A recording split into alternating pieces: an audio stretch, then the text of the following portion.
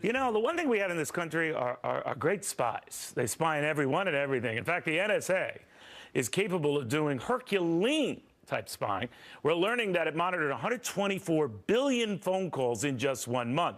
And apparently that includes global leaders. German Chancellor Angela Merkel thinks that she might have been one of them, and she's not the only one mad about it. So, too, a lot of you tweeting the following: thank goodness that there is at least one government program that works. Sarcasm. This one taking a crack at the healthcare mess. If only NSA were eavesdropping on calls between website contractors and the White House, maybe this thing could have been avoided. Nah. And finally, we the people have become the enemy. Wow. All right, to former New Mexico Governor Gary Johnson on how this is hurting our trust globally. Obviously, when you get a leader of a country concerned that not only was she being eavesdropped on, but her cell phone was being eavesdropped on. I mean, you know, that really gets people's goat, whatever the German word for goat is. I'll just say gut. But wow, what do you make of it? Wow. Well, you point out 125 billion phone calls a month.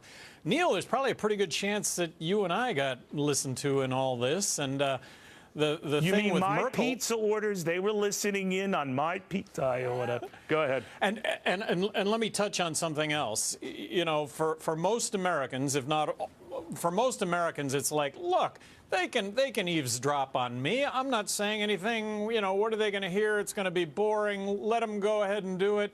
Well, let's not be complacent about this. You know, this is so reminiscent of Germany pre-World War II, Hitler's rise to power. You know, government eavesdropping on everybody, and well, where does that lead? I know your concerns. Let's not get too dramatic here, but I know your concerns, and I've heard that. But I will raise this question, Governor, and that concerns how powerful these institutions are to be spying on people, but how they miss so much of the process. We're finding out that, you know, the D.C. shooter and the Navy Yard incident 2 weeks prior had been, you know, emailing about brainwaves he was feared the Navy was sending toward him, besides the stuff he had emailed about hearing voices.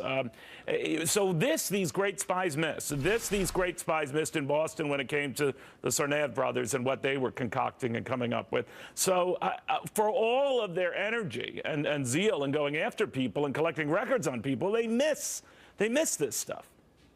Well, they do, and what was it reported that that this thwarted 54 different instances of potential terrorism, and then it was revised to actually 1, and that didn't turn out to be so serious. So, whole lot of time, whole lot of money, and is it making us any safer? I think it's making us less safe because the world distrusts America. But, you know, I always wonder when I hear that kind of stuff and this rage out of Angela Merkel and these other global leaders, I guess in France, they called the ambassador for a sort of a verbal slashing on this.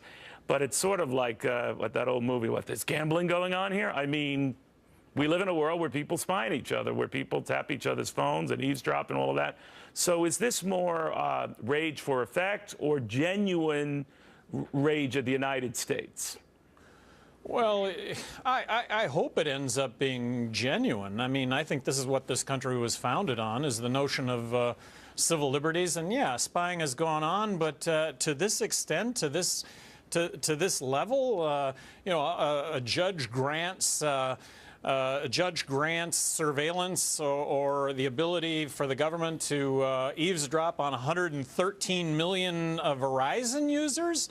Whoa, that's pretty darn broad. And what kind of rubber stamp is that? And where is the very broad? Where is the you know, somebody looking over somebody else's shoulder? Due process. You know, this country is about due process, the Fourth Amendment. Yeah. Well, you know, you were ahead of this. You know, whether people agree or disagree with you, you were warning about the excesses of government and what it can do under good intentions. Gary Johnson, the former presidential candidate. Well, let's hope it doesn't get any worse. Thanks, Neil. I don't know. Thank you, sir.